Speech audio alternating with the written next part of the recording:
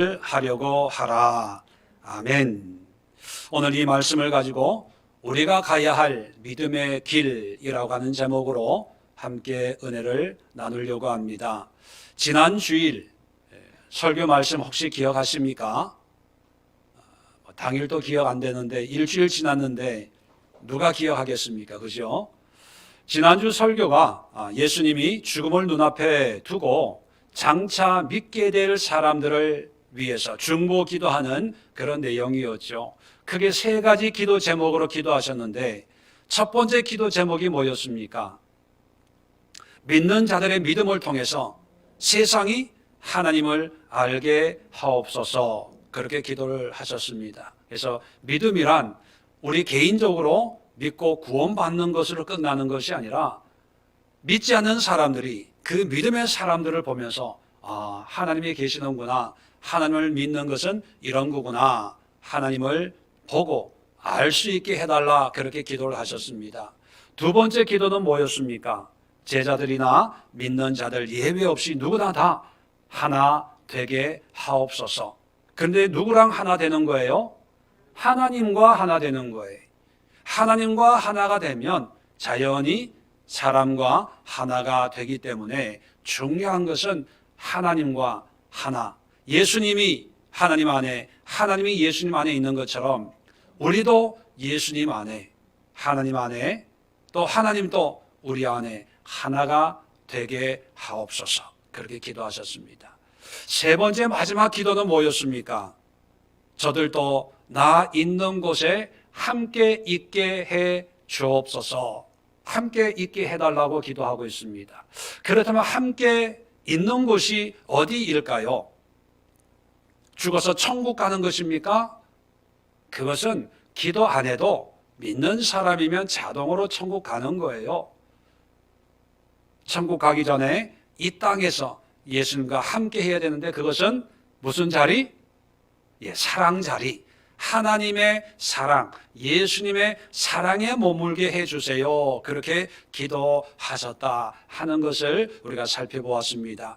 그런 설교가 있었나요? 이런 분, 이렇게 생각하는 분이 딱 보니까 두 분이 계시는데, 그런 분들은 다시 설교 영상을 한 번 더 들어보시면 아마 기억이 다시 나지 않을까 생각을 합니다. 자, 오늘은 예수님이 이렇게 기도하셨다는 것은 2000년 뒤에 믿게 될 우리 한 사람 한 사람을 놓고 기도하셨다고 우리가 이해할 수가 있습니다. 우리를 위한 예수님의 간절한 기도가 이제 우리를 통해서 이루어져야 되는데, 그렇다면 우리는 다 예수님을 믿는 사람들입니다. 믿음으로 구원을 확신하고 고백하는 사람들이에요.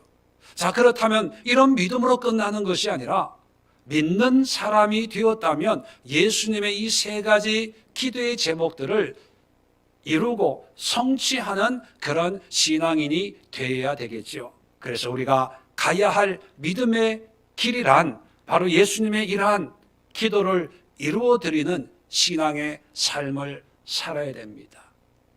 그러면 어떻게 해야 될까 하는 문제가 대두가 되지요. 구체적인 방법에 대해서 오늘 성경은 아주 간단하고도 명료하게 우리에게 이렇게 얘기합니다. 사랑을 추구하며 신령한 것들을 사모하되 특별히 예언을 하려고 하라.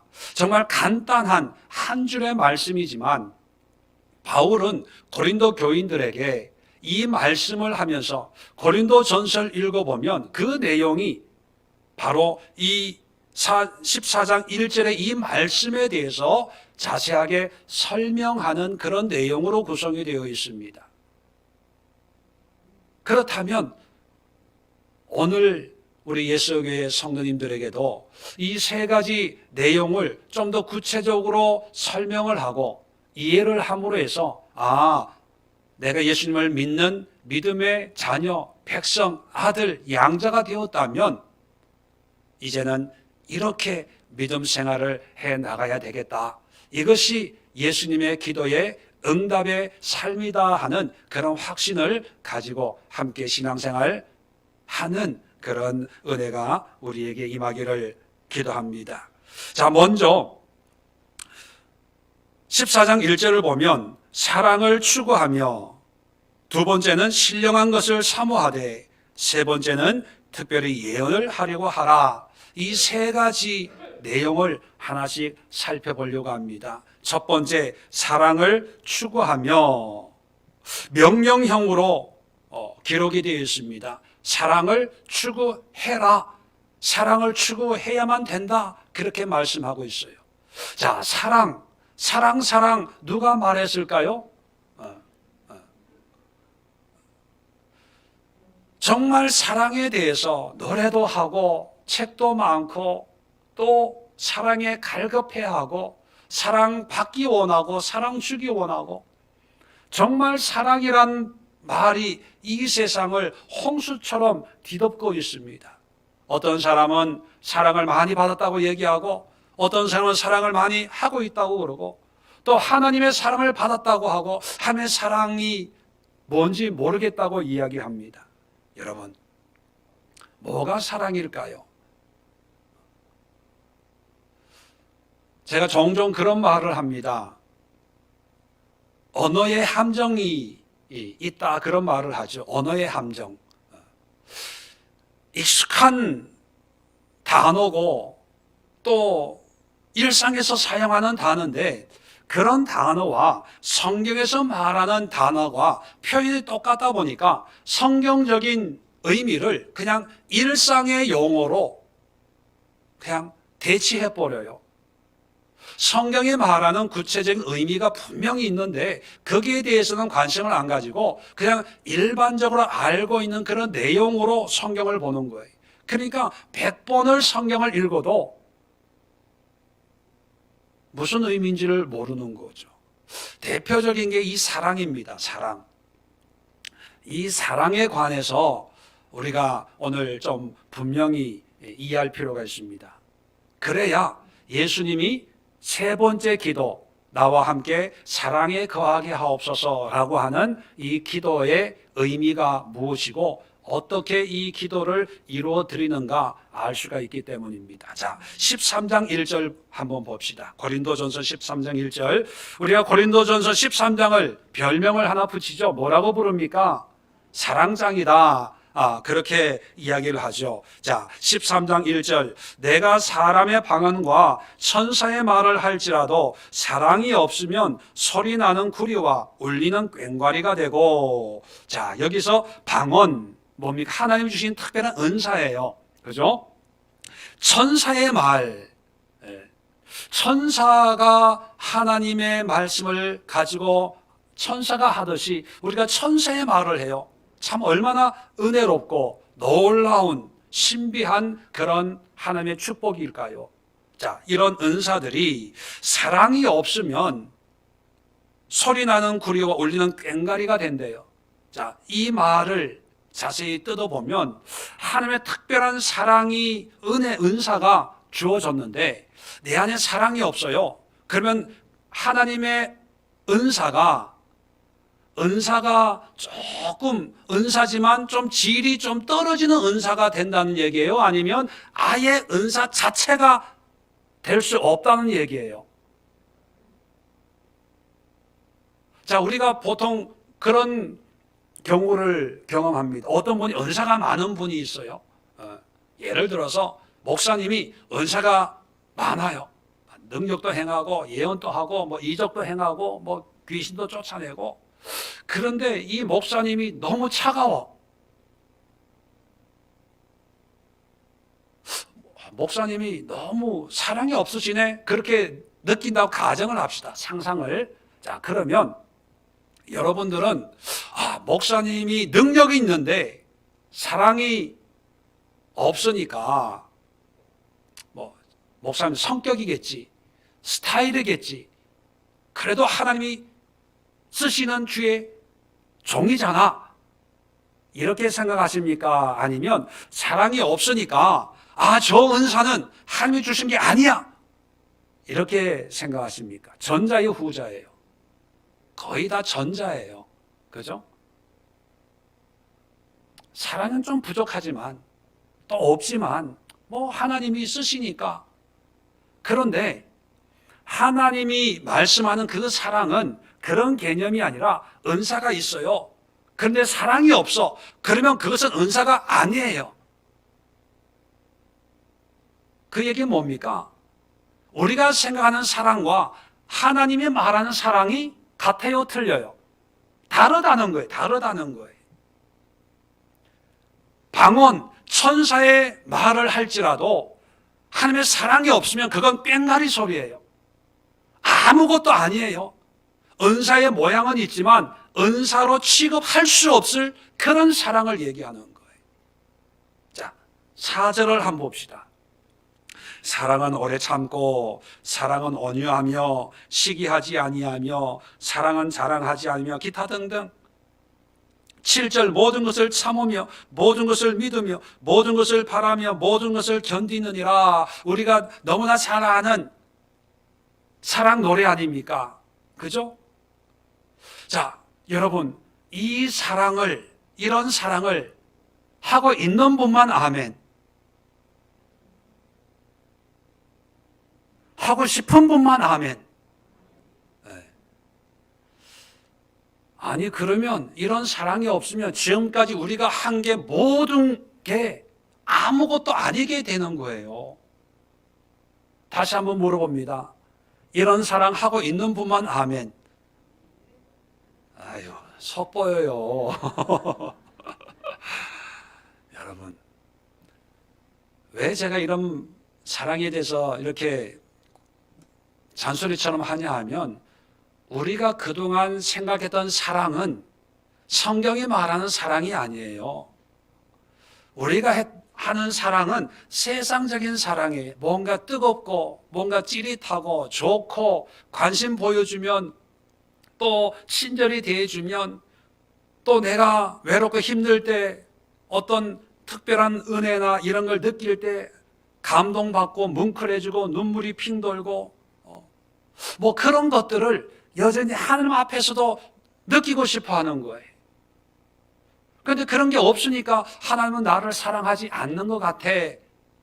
또 그런 거 느낄 때 눈물 펑펑 쏟고 나서 하나님 감사해요. 하나님이 나를 이렇게 사랑하신다니 예전에 미처 몰랐네요. 뭐 그래요. 여러분, 성경에서 말하는 사랑은, 사랑의 실체는 결론적으로 말씀드리면 예수님이에요. 예수님. 고개를 갸우뚱하는 분들이 계시는데 다시 한번 말씀드립니다. 성경이 말하고 있는 사랑의 실체는 예수님이에요. 예수님이 없으면 방언이나 천사의 말을 하더라도 이것은 하나님이 주신 은사가 아니게 되는 거예요. 또 4절부터 7절까지 있는 이 사랑의 이런 것은요, 우리의 의지로, 우리의 수고로는 결코 이룰 수 없는 사랑이에요. 그 누구도 이런 사랑을 할 수 있는 사람은 없어요. 단지 이와 비슷한 사랑은 할 수 있죠. 그런데 왜 그러면 성경은 이런 사랑을 노래하고 있을까? 여러분, 이것은 사랑의 모습이 아니라 사랑의 결과, 열매예요. 사랑의 실체는 누구라고요? 예수님. 예수님이 내 삶에 오시고 내가 예수님 안에 있으면, 사랑의 실체인 예수님 안에 거하면 자연히 이런 열매들이 맺히게 된다는 거예요. 내가 맺으려고 애써서 맺는 게 아니라 예수님으로 말미암아 저절로 만들어지는 결과물들이에요. 그런데 우리는 지금까지 어떻게 사랑을 하려고 했냐면 예수님 없이 내 노력과 수고로 사랑을 하려고 했어요. 내 의지로, 내 결단으로, 내 마음으로 오래 참고 온유하고 시기하지 않고 자랑하지 않고 교만하지 않고 무례히 행하지 않으려고, 나의 유익에 구하지 않으려고, 성내지 않으려고, 악한 생각을 아니하려고, 불의를 기뻐하지 아니하려고, 진리를 보고 함께 기뻐하려고 하고, 모든 것을 참으려고 했고, 모든 걸 믿으려고 했고, 모든 걸 견디려고 했더니만 결론이 뭐였다? 안 되더라. 안 돼요. 될 수가 없어요. 왜요? 뭐가 빠졌기 때문에? 이러한 사랑의 열매를 맺게 하는 원동력, 원천인 예수가 없기 때문에 안 되는 거예요. 안 되는 거. 그러니까 지금까지 참으려고, 그래, 하나님이 이 같은 죄인을 양자 삼아 주셨는데 이런 인간을 내가 참아야지. 참아요. 사랑이 아니고 그냥 참는 거예요. 한 번 참고, 두 번 참아요. 세 번 참아요. 여러분, 끝까지 참을 수 있을까요? 없어요. 어느 한순간, 용수철 아시죠? 누르면 들어가요. 또 들어가요. 끝까지 누르면 또 들어가요. 그러면 끝날까요? 아니죠. 손만 띄면 팍 하고 폭발을 해요. 경험 있으신 분만 아멘. 한 분밖에 없어요? 폭발해버려요. 화산 터지듯이 확 하고 회개하죠. 하나님, 나는 안 되나 봐요. 죄송합니다. 그리고 또 은혜 받고 또 참아요. 참아야지. 내가 이 인간을. 그리고 또 한번 폭발해요. 그리고 하나님 앞에 기도해요. 하나님, 원수는 사랑할 수 있는데 왼수는 안 되네요. 그게 반복이 되는 거예요. 그러다 보니까 이제 사랑하면 이제 벽을 쳐요. 나도 해봤어요. 근데 안 돼요. 하나님이니까 하는 거지 뭐. 나는 믿음이 없나 봐요. 그래요. 여러분, 이제 사랑하지 마세요. 되지도 않는 사랑할 필요가 없어요. 애쓸 필요가 없어요. 그냥 사세요. 사랑하지 말고. 예수님이 우리에게 말씀하시는 것은요, 예수님이 내 안에 오셔서 예수님의 사랑으로 내가 사랑하려고 의지로 하는 게 아니라 그냥 사랑이 되어지는 거예요. 그런 삶을 사는 거예요. 여기에 대해서는 그저께 금요 설교를 좀 한번 들어보십시오. 하나님은 사랑의 실체라고 하는 말씀으로 고린도후서 5장의 말씀을 가지고 설교를 했는데 녹음 상태는 좀 안 좋더라고요. 근데 한번 들어보세요. 사랑의 실체가 예수님이에요. 이 실체가 없는데 열매를 맺으려고 하니까 안 되는 거예요. 또 열매가 맺혀도요, 그 열매는 성경에서 말하는 열매가 아니라 세상적인 열매. 남편이 나를 사랑해 주나 봐. 자식들이 나를 사랑해 주나 봐. 그냥 세상적인 그런 사랑으로 마치 하나님의 사랑이라고 생각하는 거예요. 그런 사랑을 추구해라, 그렇게 말씀하고 있지 않아요. 자, 왜 예수님이 사랑의 실체인가를 몇 가지 말씀을 통해서 증명해 드리겠습니다. 시간이 없어서 찾지는 않겠지만 로마서 13장 10절에 사랑은 이웃에게 악을 행하지 아니하나니 그러므로 사랑은 율법의 완성이니라, 그런 말씀이 있어요. 사랑이 율법의 완성이래요. 자, 그러면 율법 지킬 필요 없이 사랑만 열심히 하면 구원 받겠네요. 정연이 남편 사랑해, 안 사랑해? 야, 지금 고민하면 어떡해? 사랑하니까 결혼한 거예요. 깨가 쏟아지는 이제 신혼이거든요. 사랑해요. 그러면 율법, 예수 필요 없어요? 십자가 필요 없어요? 율법의 완성이면 율법이 이뤘다는 얘기 아닙니까? 사랑만 하면 되겠네요. 그게 아니에요. 자, 율법의 완성이 또 하나 있지요. 누굽니까? 예수님이. 테텔레스타이, 내가 다 이루었다. 율법을 온전하게 하러 왔노라. 율법을 완성하신 분이 예수님이에요. 율법을 완성한 게 사랑, 율법을 완성한 분이 예수님. 그러면 율법을 완성한 예수님과 사랑은 똑같은 존재예요. 사랑은 예수님을 얘기하는 거예요. 예수님. 자, 요한일서 4장을 한번 찾아봅시다. 좀 긴 본문이니까 우리가 한번 찾아보면 이해가 좀 더 될 것 같습니다. 자, 요한일서 4장 7절부터 392면에 있습니다. 자, 천천히 찾으시고요. 사랑하는 자들아, 우리가 서로 사랑하자. 사랑하자예요. 사랑은 하나님께 속한 것이니, 자, 사랑은 누구에게 속했어요? 하나님께. 사랑은 하나님께 속했다는 것은 솔직히 하나님 안 믿는 사람도 사랑하잖아요. 그죠? 하나님께 속하지 않은 사랑도 있어요. 그래서 진짜 사랑은 하나님께 속한 것만 진짜 사랑이다, 그런 의미예요. 사랑이라고 다 사랑이 아니라는 거죠. 자, 어떤 사랑이냐? 자, 사랑하는 자마다 하나님으로부터 나서 하나님을 알고, 자, 사랑하는 것은 하나님으로부터 나고 또 그 사랑을 통해 하나님을 알게 되는 거예요.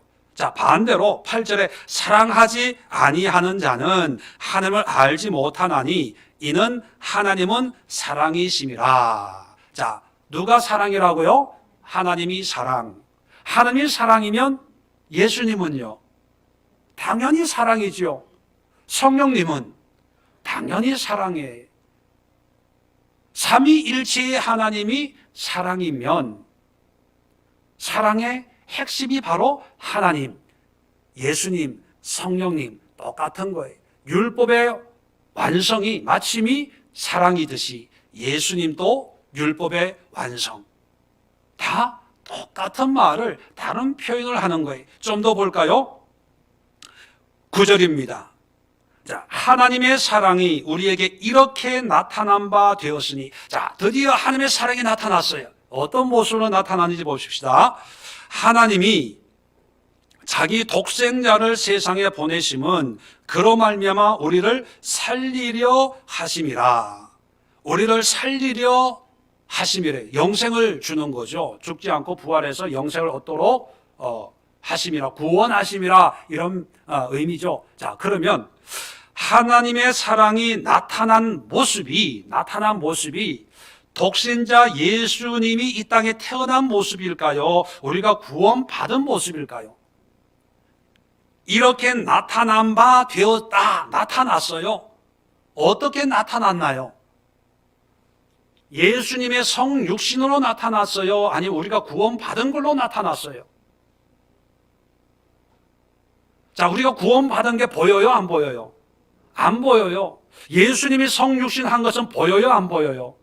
보이죠. 이 사람들에는 그 얘기는 뭐냐면 예수님의 사랑이 나타났다는 것은요, 예수님이 태어났다, 예수님이 이 땅에 오셨다, 그거예요.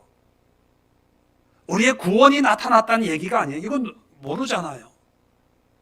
하나님의 사랑이 예수님으로 우리에게 나타났다는 거예요. 그러면 예수님으로 말미암아 우리가 구원받은 것은 열매죠. 결과예요. 사랑의 결과. 하나님이 십자가를 통해서 우리를 사랑하신 그 결과로 영생이 임한 거예요. 이해되시면 아멘. 좀 더 봅시다.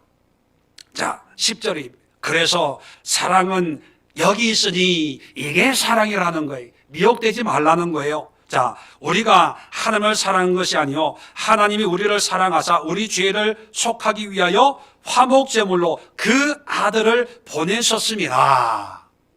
이게 사랑이라는 거예요. 예수님을 보내셔서 우리를 화목제물 되셔서 우리의 죄를 대속하시는 그 사랑의 핵심, 사랑의 실체가 바로 사랑이다. 쉽게 표현하면 사랑은 예수님이야. 그걸 얘기하는 거예요. 자, 16절도 한번 봅시다. 하나님이 우리를 사랑하시는 사랑을 우리가 알고 믿었노니 하나님은 사랑이시라. 사랑 안에 거하는 자는 하나님 안에 거하고 하나님도 그의 안에 거하시느니라. 우리 지난주 요한복음 공부할 때 예수님이 하나 되게 해달라고 기도하는 장면 기억하실 거예요. 어떻게 기도합니까? 내가 그들 안에, 그리고 하나님이 내 안에 있게 하사 그들로 하나 되게 하옵소서. 그렇게 기도해요. 또 요한복음 15장에 보면 하나님이 내 안에, 내가 하나님 안에 있는 것 같이 그런 기도를 해요. 하나님과 예수님은 서로 신학적으로는 삼위일체 이렇게 표현하지만 이걸 예수님은 내가 하나님 안에, 하나님이 내 안에 이런 표현을 자주 사용하시거든요. 자, 그런데 오늘 여기도 보면 사랑 안에 거하는 자는 하나님 안에 거하고 하나님도 그 안에 거하시느니라. 서로 함께 거하는 거예요. 예수님과 하나님과의 관계를 예수님 대신에 사랑을 집어넣었어요. 그 얘기는 뭘까요? 사랑이 곧 예수님이고 예수님이 곧 사랑이라는 거예요. 자, 이렇게 되면 이제 정리를 할 수가 있지요. 성경이 얘기하는 것은 예수님이고 또 성경에서 사랑의 어떤 모양과 모습을 기록할 때가 있어요. 이웃을 사랑해라. 예, 사랑해야죠. 남편을 사랑해야죠. 자녀를 사랑해야죠. 그런데 이런 사랑은 사랑의 열매들이에요. 결과들이에요. 이런 사랑을 맺게 하는 사랑의 원동력, 사랑의 실체는 누구다? 예수님이다. 예수님. 이제 이해가 되시겠죠? 그러면 사랑을 오늘 본문으로 다시 돌아와서 사랑을 추구하며 라고 하는 이 말을 다른 말로 바꾸면 누구를 추구하는 거예요? 예수님을 추구하는 거예요. 예수님을. 이제 이해가 되네. 이해가 되네. 알고 보면 간단한데 설명을 하려니까 여러분, 예수님이 나와 함께 있게 하사 그 사랑에 거하게 해달라는 그 기도의 응답의 모습은 예수님과 함께하는 삶이에요. 예수님 안에 거하면 자연히 사랑하게 되어 있어요. 예수님과 함께하는 삶은 자연히 열매 맺게 되어 있어요. 포도나무가 포도 열매를 맺어야지 애쓰고 노력하고 수고해서 열매를 맺나요? 아니에요. 그냥 포도나무가 뿌리만 내리면 맺히는 건 포도 열매예요. 사과나무에 맺히는 건 사과예요. 우리가 예수 안에 있으면 자연히 맺히는 게 사랑이에요. 굳이 애쓸 필요가 없어요. 단지 우리가 애쓰는 것은 뭐예요? 예수 안에 머무는, 예수님과 함께하는, 예수님의 사랑 가운데 거하는. 그래서 고린도후서 5장 14절에 뭐라고 표현하고 있냐면 예수의 그리스도의 사랑이 우리를 강권하시는도다. 우리를 끌고 가는 거예요. 뭐고 우리가 하려고 애쓰는 것이 아니라 예수님의 사랑에 사로잡히면 예수님이 끌고 그냥 딸려가면 되는 거예요. 딸려가면. 견인을 레카에 끌려가듯이 엔진을 레카가 끌고 가는데 나는 고장이 났어요. 그런데 레카에 붙어만 있으면 가는 거예요. 우스갯소리지만 옛날에 독일에서 옛날에 그 티코라는 차 있잖아요. 그게 불티나게 팔렸대요. 없어서 못 팔 정도였대요. 왜 그렇게 팔렸냐 하면 한국분이 독일에서 그 무제한 아우토반이라고 왜 속도 제한 없는 고속도로를 가다가 이 티코 고장이 난 거예요. 전화를 해도 이게 레카가 안 오니까 한참을 있는데 벤츠 타고 가는 분이 독일 분이 동양인이 서 있으니까 무슨 일이냐고 봤더니만 차가 고장해서 갈 수가 없다는 거예요. 그래서 그러면 내가 견인해 주겠다고. 그래서 벤츠 뒤에 티코를 견인해서 가는데 속도가 없는 무제한 속도 제한 없는 고속도로잖아요. 가다가 이 벤츠 운전자가 뒤에 티코 달고 가는 걸 모르고 확 200km, 300km 가니까 티코 운전자가 겁이 나가지고 천천히 가자고 빵빵 이걸 누른 거예요. 그런데 지나가는 사람들이 그걸 벤츠 비켜 빨리 비켜 뭐 이런 줄 알고 야, 저 차 어느 나라 차인데 저렇게 성능이 좋냐 뭐 그랬다는 거 아닙니까? 여러분, 우리 사랑이 그런 사랑이 돼야 돼요. 내 의지로 하는 사랑은 사랑이 아니에요. 이기적인 사랑이에요. 결국은 나중에 나는 이 정도 너는 뭐 했냐 늘 그런 계산적인 사랑밖에 되지 않아요. 온전한 사랑이 그 세상적인 사랑이에요. 사랑을 추구한다는 것은요, 예수님을 추구하는 거예요. 예수님의 사로잡히는 거예요. 예수의 사랑이 나를 강권해서 나를 인도해 주는 그런 사람, 그런 신앙을 이제 추구해야 됩니다. 예수 믿고 구원 받았습니다. 이걸로 끝나는 것이 아니라 이제 구원 받았다면 사랑을 추구해라. 예수를 추구해라. 예수의 살에 잡힌 그런 삶을 살아라. 이것이 예수님의 세 번째 기도였고 바울이 고린도 교인들에게 외치는 가르침이었다는 것입니다. 자, 두 번째는 뭡니까? 신령한 것을 사모하되, 이것도 원어를 보면 사모해라, 젤로 라는 헬라어인데 간절히 사모하는 게 젤로. 성경 보면 예수님의 제자 가운데 셀롯인 시몬이라는 이름이 나옵니다. 셀롯이라는 말과 똑같은 게 젤로. 셀롯, 열심당이거든요. 열정적으로, 열심으로 찾고 구하고 사모하는데 신령한 것. 뭐가 신령한 겁니까? 우리가 보통 일반적으로 신령한 것 그러면 좀 영적인 것, 좀 신비롭고 은사적인 것, 그것도 신령한 것이죠. 고린도전서 12장 1절 한번 봅시다. 12장 1절에 형제들아, 신령한 것에 대하여 나는 너희가 알지 못하기를 원하지 아니하노니. 참 복잡하게 얘기해요. 간단하게 얘기하면 뭐예요? 신령한 것을 꼭 알기를 원한다. 알기를 원한다는 거예요. 자, 그러면서 세 가지를 얘기합니다. 4절에 보면 은사는 여러 가지나 성령 같고, 직분은 여러 가지나 주능 같으며, 또 사역은 여러 가지나. 자, 은사, 직분, 사역을 얘기하고 있어요.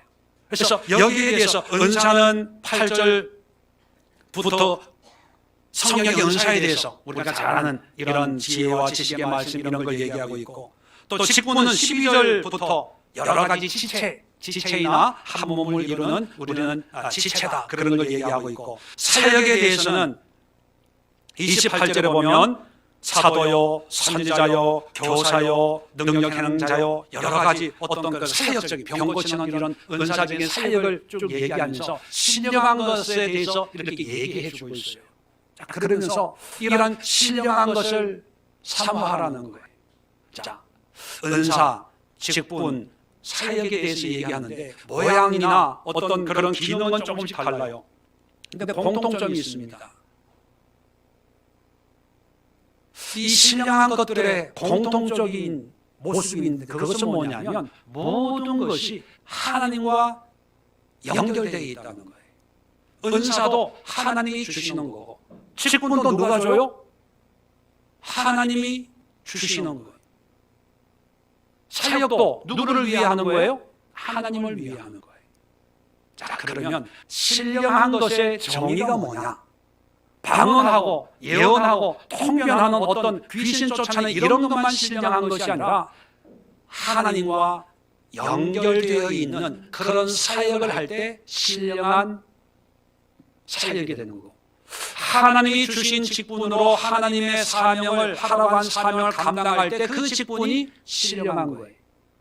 또 하나님이 주신 능력으로 하나님의 영광을 위해서 쓰임 받을 때 그게 신령한 은사가 되는 거예요. 종류를 얘기하는 게 아닙니다.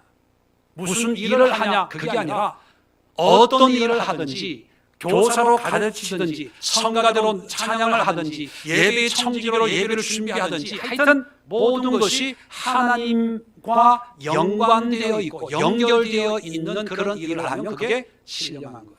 그래서 은사도 우리는 사모해야 돼요. 직분도 사모해야 됩니다. 사역도 하나님의 일을 하기 위해서 헌신해야 돼요. 그걸 해야 돼요. 이제는 구원받았다면 내 자신을 위해 사는 삶이 아니라 이제 하나님을 위해서, 교회를 위해서, 이웃을 위해 사는 그런 삶이기 때문에 은사를 통해서 나의 유익이 아니라 주변 사람들을, 직분을 통해서 교회를, 사역을 통해서 믿지 않는 사람들을 주님의 이름으로 섬겨야 되거든요. 그런데 중요한 것이 있습니다. 하나님과 연관되는 것이 사역이나 은사나 어떤 직분만이 아니라는 거예요. 또 하나님 우리에게 주시는 것이 이런 세 가지 특별한 어떤 은혜적인 요소만 있는 것이 아니라 하나님 우리에게 모든 걸 주셨어요. 공기도 주시고 시간도 주시고 하나님이 안 준 게 없어요. 그죠? 믿는 자에게 우연은 없다. 어떤 우리는 우연이라고 생각하는 것도 하나님의 섭리요 필연적으로 우리가 허락해 주는 거예요. 자, 그러면 신령한 것을 사모하라는 것은요, 은사를 사모해라 그런 의미만이 아니라 우리 삶 속에 있는 사소한 것, 일상적인 것, 작은 것, 별거 아닌 그런 것도 누가 주신 거다? 하나님이 주신 걸로 여기고 하나님과 연관 짓는 거예요. 그러면 그것이 신령한 것이 되는 거예요. 자, 고린도전서 3장을 열어봅시다. 자, 3장. 신령한 것이라는 것이 어떤 의미 있는가? 자, 3장 1절. 형제들아, 내가 신령한 자들 대함과 같이 너에게 말할 수 없어서 육신에 속한 자, 곧 그리스도 안에서 어린 아이들을 대함과 같이 하노라. 그렇게 얘기합니다. 고린도 교인들은 이미 믿는 사람들이에요. 이 사람은 은사가 있어요, 없어요? 있어요. 직분 있어요, 없어요? 있어요. 지금 사역해요, 안 해요? 사역해요. 믿는 자들이에요. 그러면 일반적으로 보면 야, 영적인 사람들이다, 영적인 교회다라고 여길 수 있어요. 그런데 바울은 신령한 자로 여기지 않고 육신에 속한 자로 여기겠다 이렇게 얘기합니다. 그 이유를 3절입니다. 너희는 아직도 육신에 속한 자로다. 너희 가운데 시기와 분쟁이 있으니 어찌 육신에 속한 사람을 육신에 속하여 사람을 따라 행함이 아니리오. 자, 누구를 따라 행한다고요? 사람을 따라 행해요. 하나님과 연관 짓는 것이 아니라 사람을 따라 연관 짓다 보니까 시기와 다툼과 분쟁이 생기는 거예요. 믿음은 하나님이 주신 거예요. 은사도 하나님이 주신 거예요. 직분도 하나님이 주신 거예요. 사역도 하나님이 주신 거예요. 그러면 이걸 통해서 하나님과 연관을 지어서 사역을 하고 직분을 감당해야 되는데 이것을 사람과 연결을 지어 목사님이 세웠으니까 목사님이 하라고 해서 그래서 했는데 어느 날 보니까 목사님의 얼굴이 안색이 별로 안 좋으니까 목사님이 싫어하는구나 이렇게 생각해 버리는 거예요. 그러면 그 사역이 신령한 사역이 될 수가 없고 육신에 속한 사역이 되는 거예요. 육신에 속한. 직분도 마찬가지입니다. 은사도 마찬가지예요. 교회가 직분을 주었으니까 열심히 해야지. 이게 아니라 집사여도 신령한 직분의 의미를 알기 위해서는 이것을 하나님이 주셨구나. 어떤 분은요, 큰 교회 다니시는 분을 만났더니만 교회 자랑이 이만저만이 아니에요. 우리 교회는 이렇게 사역을 뭐 병원을 세우고 뭘 하고 이웃 돕기를 뭐 어떻게 하고 우리 목사님 말씀이 우리 목사님이 뭐 이렇게 설교하시고 훌륭한 교인이에요. 훌륭한 성도는 아닙니다. 우리는 훌륭한 목사님을 통해서 또 훌륭한 교회를 통해서 신앙을 훈련하고 말씀을 가르침을 받아요. 그런데 그것이 신령한 은혜, 신령한 말씀, 신령한 믿음이 되도록 하기 위해서는 그 모든 것을 누구와 연관시켜야 돼요? 하나님과 연관시켜야 돼요. 목사님 대신에 하나님을, 성령님을, 예수님을 집어넣어야 돼요. 오늘 예배 드렸는데 하나님이 나에게 이런 은혜를 주셨어. 오늘 말씀을 통해서 하나님이 이런 깨달음을 주셨어. 하나님의 뜻이 이것이라고 오늘 감동받았어. 이래야지. 우리 목사님 오늘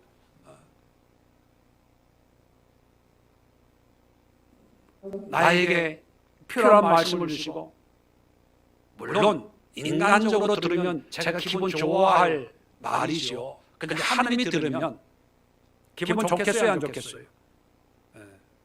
저도 좋아하셨으면 좋겠는데 하나님은 그러지 않을 거예요. 왜? 육신에 속한 말이거든요. 자, 그래서 신령한 것을 사모하라는 것은요, 은사도 사모해야 돼요. 직분도 사모해야 돼요. 사역도 사모해야 돼요. 그러나 또 하나 중요한 게 있어요. 우리의 일상에 사소하고 작고 보잘것없는 것까지도 하나님이 주신 거야. 하나님이 기뻐하시는 거야. 하나님이 하라고 한 거야. 오늘 이 사람 만난 것도 하나님이 나를 통해서 뭔가 필요한 일이 있어서 만나게 하셨구나, 이렇게 해야 되는 거예요. 이런 신령한 삶을 완벽하게 사신 사람이 누굴까요? 예수님이. 단적으로 예수님의 사역은 어땠습니까? 공중 나는 새를 봐라. 총 있으면 잡아서 참새구이 해먹었으면 좋겠다, 그러지 않고 하나님이 먹이고 입히시지 아니야. 더럽힌 백합화를 봐라. 저 캐다 우리 집 마당에 심었으면 좋겠다, 그게 아니라 솔로몬의 영광보다 더 아름답지 않냐. 이게 신령한 삶이에요. 뭐 대단한 게 아니에요. 이제 믿었다면 이제 육의 눈으로, 세상의 눈으로, 인간적인 감정으로 판단하지 말고 모든 것을 하나님과 연관지어서 생각해라. 이게 하나님과 하나 되라, 예수님의 기도를 이루어드리는 거예요. 신령한 것을 사모해라, 이것이 예수님의 기도의 응답입니다. 그렇다면 여러분, 은혜를 사모하세요. 신비로운 것, 영적인 것, 능력 있는 것, 성령의 역사 사모하세요.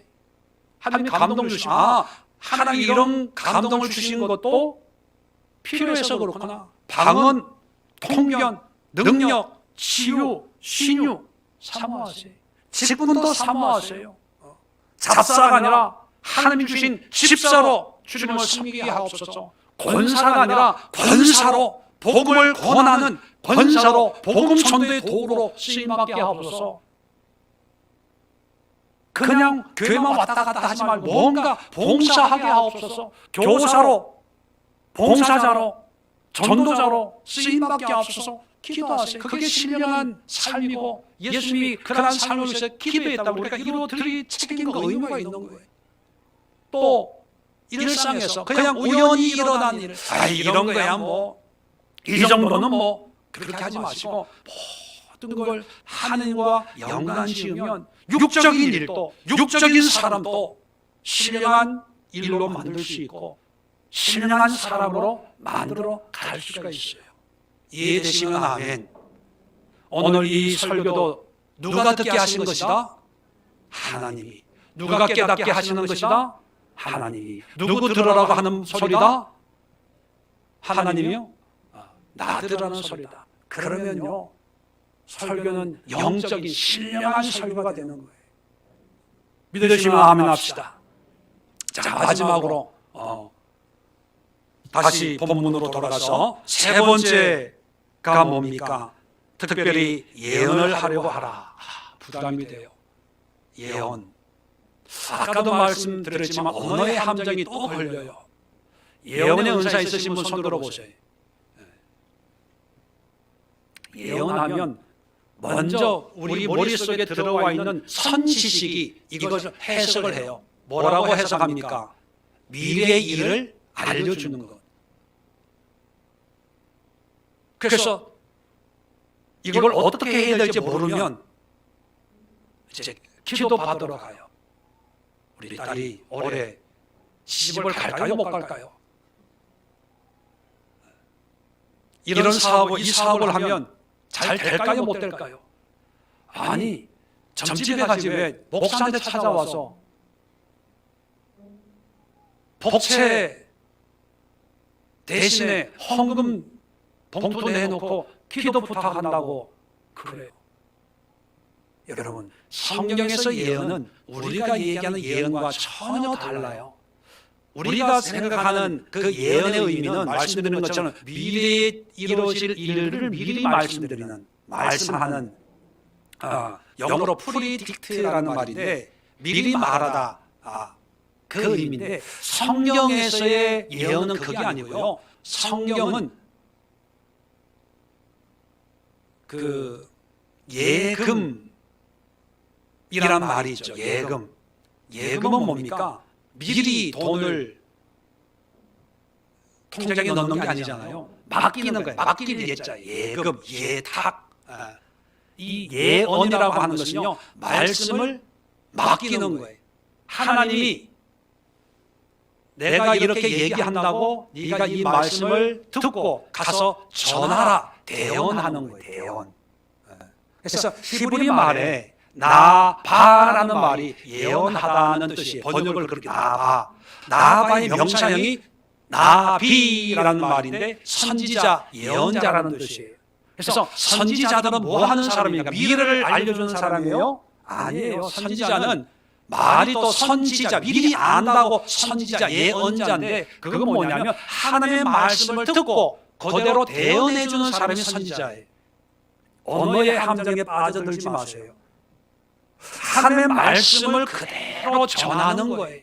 그래서 하나님이 말씀을 맡기는 게 예언의 의미입니다. 그러면 그 예언의 말씀을 받은 사람은 더하지도 말고 빼지도 말고 그대로 전하는 거예요. 그래서 하나님의 말씀이기 때문에 어떤 말씀은 미래적인 말씀도 있고 어떤 말씀은 지금 일어나고 있는 말씀도 있고 또 어떤 말씀은 과거에 일어났던 말씀도 있어요.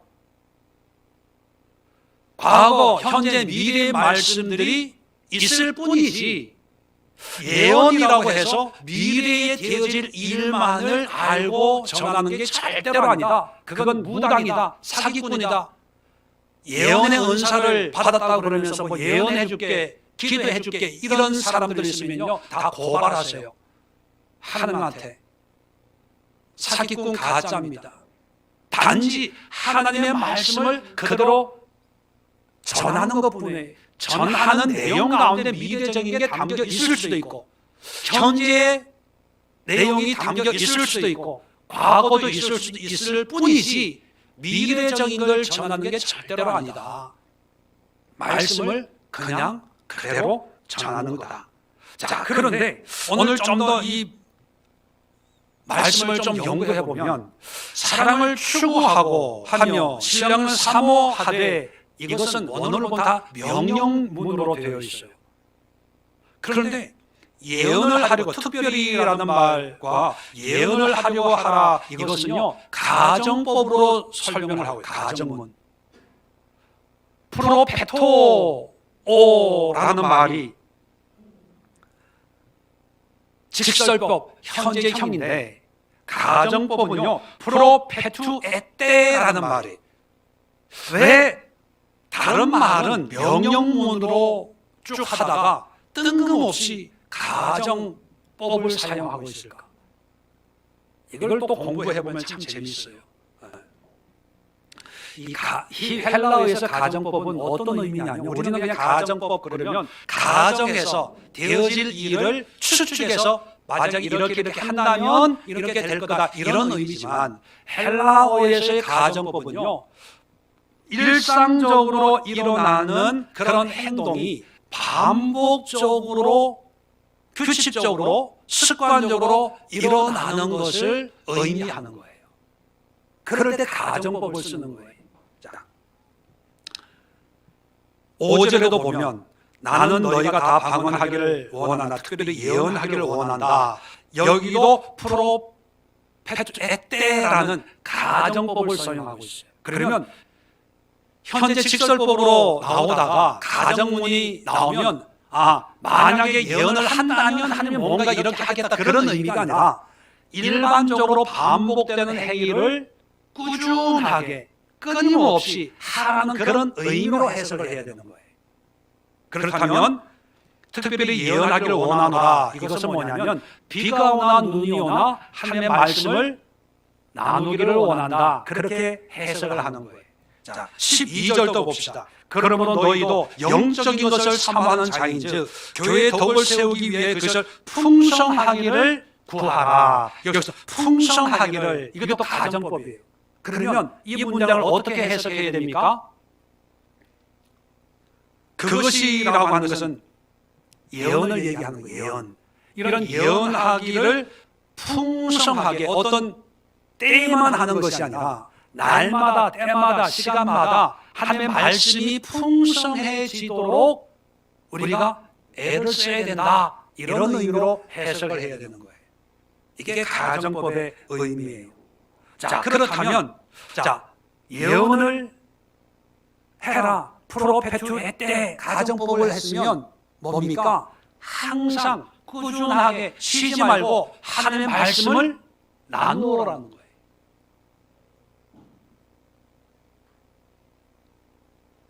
자, 하나님의 말씀을 나눈다는 것이 뭘까요? 하나님의 말씀을 나눈다는 것은 내 생각이 아니라 하나님이 주신 그 말씀을 다른 사람들에게, 제3자에게, 앞에 있는 상대방에게 나누는 거예요. 가르치는 거예요. 전하는 거죠. 예수님이 우리의 믿음을 통해서 세상이 알게 해달라고 첫 번째 기도하셨잖아요. 그걸 어떻게 이룰까요? 물론 우리의 삶으로도 보여줄 수 있지만 또 내가 받은 은혜의 말씀을 그들에게 나누는 거예요. 이게 예언하라. 자, 3절 보면 예언하는 자는 사람에게 말하여 덕을 세우며 고면하며 위로하는 것이요. 이게 예언의 유익입니다. 사람에게 이런 유익이 있으니까 예언을 하라는 거예요. 4절입니다. 방언을 말하는 자는 자기의 덕을 세우고 예언하는 자는 교회의 덕을 세우나니. 교회의 덕. 방언은 나의 유익을 구해요. 그런데 이 말씀은요, 교회의 덕. 다시 말하면 다른 사람들에게 덕을 끼친다는 거예요. 이 말씀은. 자, 좀 더 볼까요? 12절, 아까도 말씀했죠. 영적인 것을 사모하는 자인지 교회의 덕을 세우기 위해 그것이 풍성하기를, 예언하는 말씀이 풍성하기를 늘 구해야 되는 거예요. 자, 24절, 25절 예언의 열매입니다. 어떤 결과가 나타나냐. 자, 그러나 지금까지는 이제 방언을 얘기하고 있어요. 방언에 대해서 얘기하다가 그러나 예언은 그런 뜻입니다. 다 예언을 하면 자, 그 결과입니다. 믿지 아니하는 자들이나 알지 못하는 자들이 들어와서 모든 사람에게 책망을 들으며 모든 사람에게 판단을 받고 그 마음에 숨은 일들이 드러나게 되므로 엎드려 하나님께 경배하며 하나님이 참으로 너희 가운데 계신다 전파하리라. 왜? 예수님 첫 번째 기도가 우리의 믿음으로 말미암아 세상에 하나님을 알게 하옵소서 그렇게 기도했잖아요.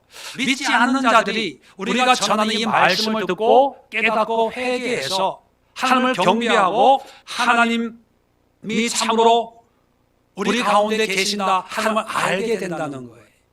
이게 말씀의 은혜, 말씀의 은혜. 그러니까 이런 말씀을 나누어야 돼요. 내 생각, 내 경험, 내 학식을, 내 지식을 얘기하는 것이 아니라 하나님의 말씀을 나누는 거예요. 말씀을. 이게 우리 가운데 있어야 돼요. 그래야 교회가 덕이 되고 사람들이 변화되고 도전되는 거예요. 그럼 어떻게 하냐? 말씀을 나누는 방법을 얘기합니다. 29절입니다. 예언하는 자는, 예언하는 자는, 말씀을 나누는 자는 둘이나 셋이나 말하고 다른 이들은 분별할 것이요. 자, 초대교회 때는 에클레시아죠. 오늘날처럼 성경이 없었어요. 신약 성경이 만들어지기 전이에요. 또 지도자들도 온전히 세워지기 전이거든요. 자, 그렇기 때문에 교인들이 모이면 어떻게 예배를 드리냐면 개중에 예수님을 직접 만난 사람도 있고 사도의 가르침을 받은 사람도 있고 뭐 여러 사람이 있지 않겠습니까? 그러면 그런 사람들이 자기가 들었던 것, 자기가 경험했던 것을 나누는 거예요. 우리는 몇 절 펴시다 고린도전서 후서 이러지만 거기는 그런 게 없으니까 내가 옛날에 갈릴리에 갔을 때 예수님을 만났는데 그 예수님의 가르침 중에 이런 말씀이 있었습니다. 나누는 거예요.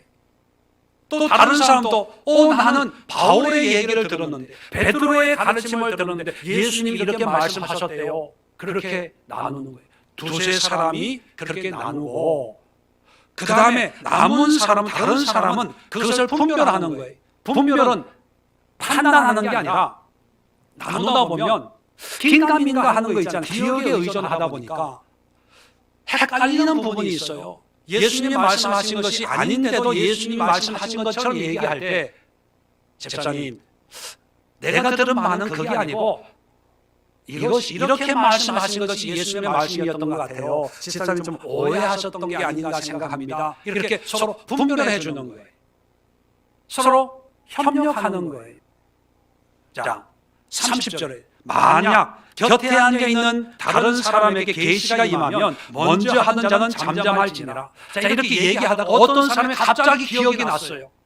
맞아, 그때 예수님이 호숫가에서 배를 타고 우리에게 이렇게 말씀하셨지.